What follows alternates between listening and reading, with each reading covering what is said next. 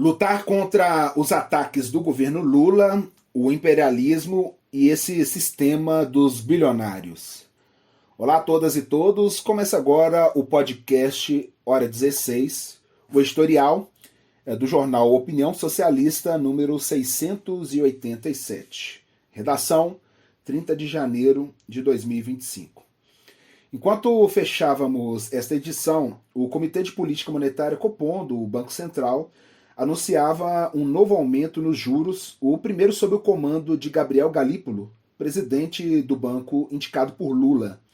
Também foi a primeira reunião com a maioria da diretoria indicada pelo atual governo. Juntos, aprovaram um aumento de 1 ponto na taxa básica de juros, que foi para 13,25%, e reafirmou a posição do Brasil como um dos países que mais pagam juros no mundo. O que isso significa para o povo? Além de encarecer o crédito, representa pelo menos 50 bilhões de reais a mais na mal chamada dívida pública. E quem ganha com isso são os rentistas, os megafundos bilionários, conglomerados financeiros internacionais em Nova York, que têm seu capital multiplicado enquanto fumam seus charutos numa sala com ar-condicionado. Essa é a perversidade da política econômica do governo Lula. De um lado, faz ajuste fiscal, impõe um teto de gastos e rebaixa o reajuste do salário mínimo, além de atacar direitos básicos e essenciais como o BPC, benefício de prestação continuada, e o abono salarial, e na outra ponta, garante mais dezenas de bilhões aos bilionários de Wall Street. Ou seja, fecha a torneira para os pobres, enquanto a arreganha para os super ricos.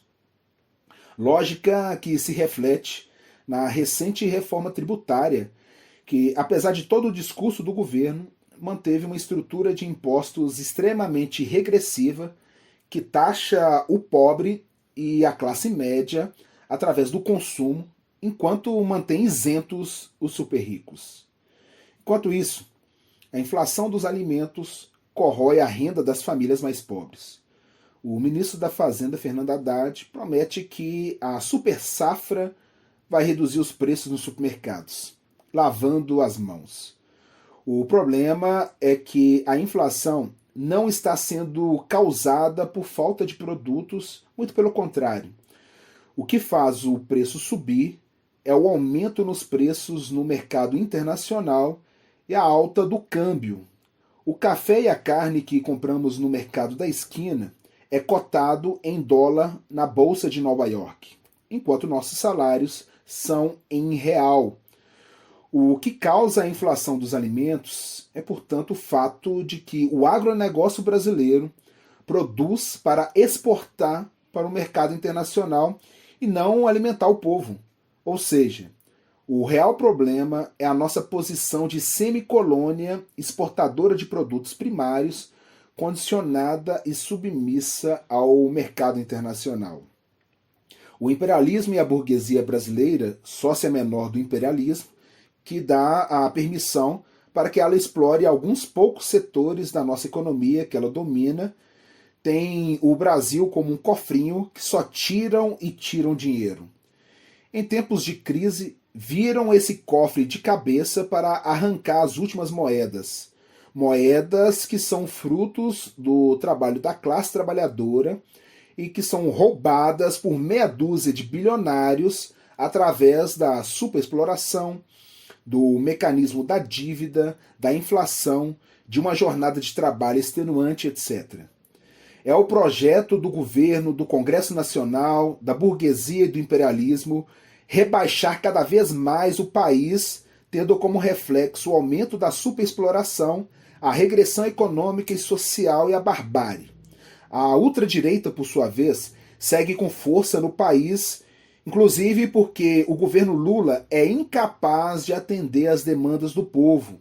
A recente alta dos juros mostrou que a diferença entre Galípolo e Campos Neto é quase nenhuma, ou seja, a política monetária de Lula difere em nada do que fazia Bolsonaro. Nem o caminho para enfrentar a ultradireita passa pelo apoio ao governo Lula. Organizar a classe trabalhadora e lutar. É necessário lutar e enfrentar esses ataques, venham do governo federal, venham dos governos estaduais ou municipais, e derrotar essa política econômica do governo, do Congresso Nacional e das demais esferas de governos. A saída para isso é a organização e a luta de forma independente da classe trabalhadora. É necessário lutar pelo fim da jornada 6x1, tendo como exemplo a plenária nacional que definiu o dia 16 de fevereiro como Dia Nacional de Luta pela Redução da Jornada de Trabalho.